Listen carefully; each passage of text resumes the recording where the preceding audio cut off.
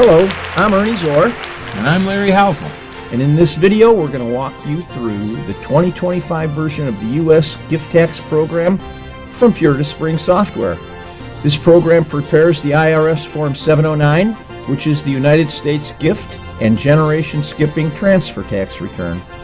And if you've been using our software for a long time, you might even remember an older video similar to this one from around 2016.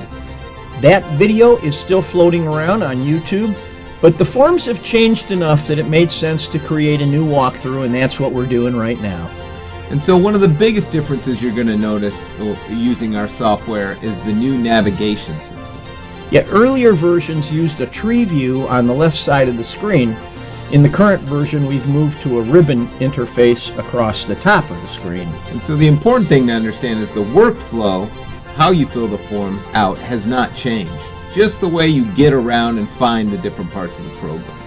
The ribbon gathers tasks together.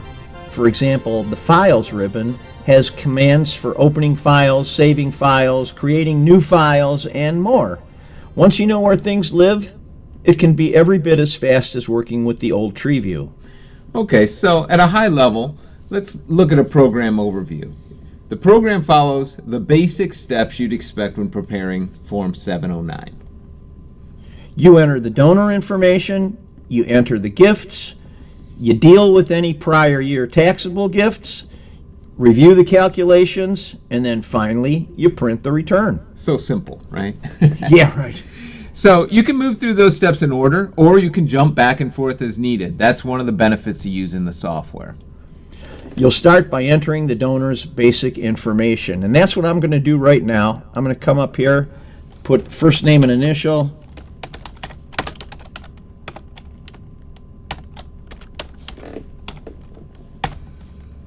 Get Social Security number in there. yeah,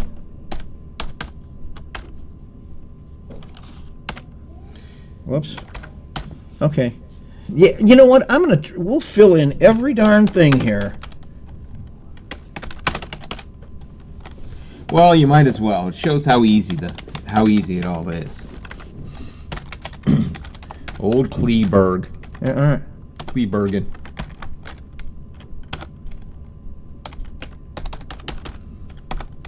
We could skip all this. This is foreign stuff. Mm-hmm. Legal residence, domicile.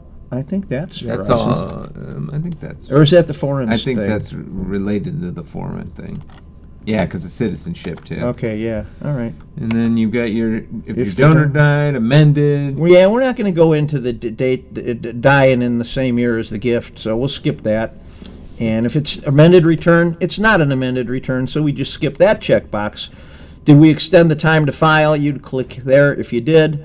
The total number of donees, you notice that's a blue field, and the program will actually calculate that.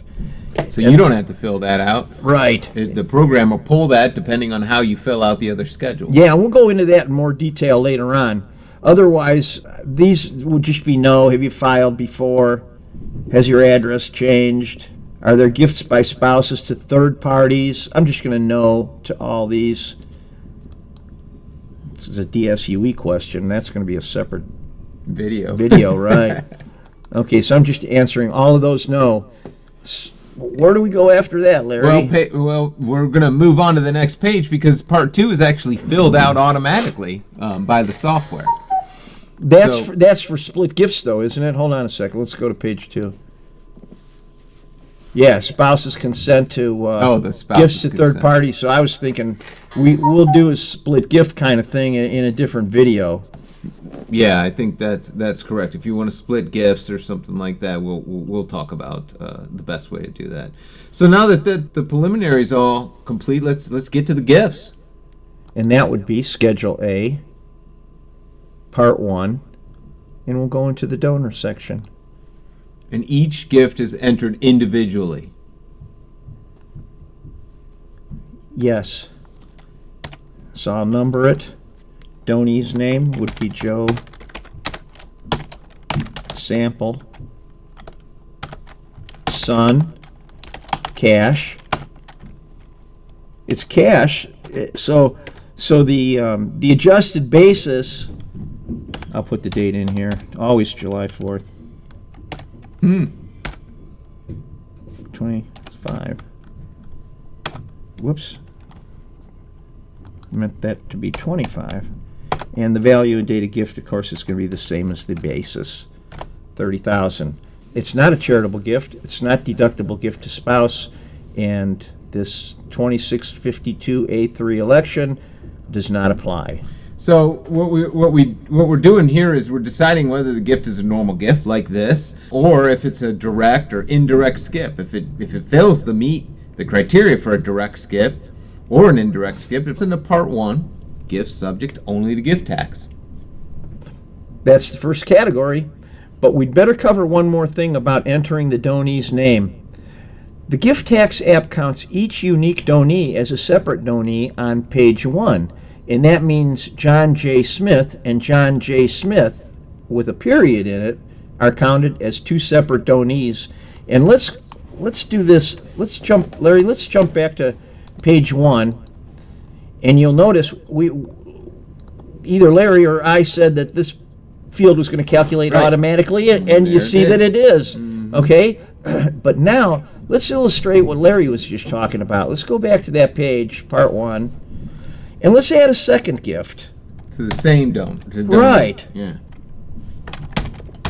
And I'm going to type it in as Joe Sample,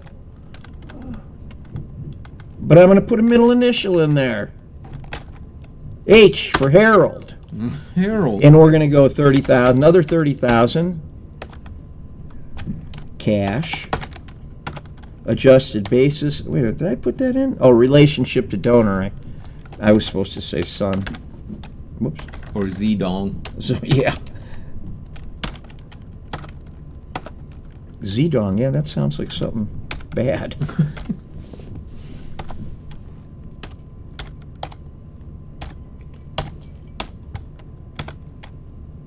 Okay. Very.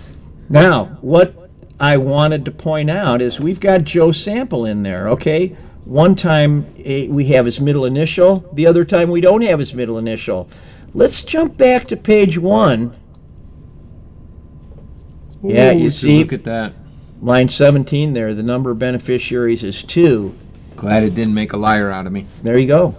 And I'm going to go back to that page. It also affects the allowable exclusion. Right, and very subtle, too. Like, let's just put H with no period in there.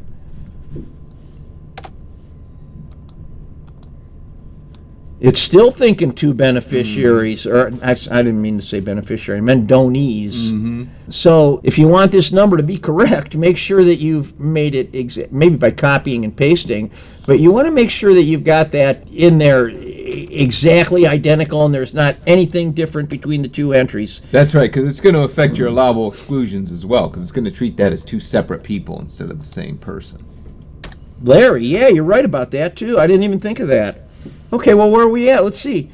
Okay, so now we can move to the second kind of gift, which is a direct skip. And that's where a gift is made directly to a skip person, such as a grandchild or someone 2 or more generations below the donor, and is subject to the generation skipping tax, transfer tax, unless it qualifies for an exclusion or exemption, of course. In other words, if the gift it's a gift that skips over the children and goes straight to a lower generation. So you're giving it to your grandchild or your great-grandchild, and the required information is the same as the first gift: donee's name, address, relationship, etc. I'll go there on the form right now. That's basically still Schedule A. All these things used to be on the same sheet of paper in the old days, which is pre-2024, I guess. So we're going to not indirect scripts. Direct skip, donor. There we have it. Part Okay. 2. I'll make this the third. I don't know if you're supposed to start them sequentially. I don't think so. And we're going to say Mildred. Boy, I couldn't think of a better name than that. Farnsworth. Okay. Relationship, granddaughter.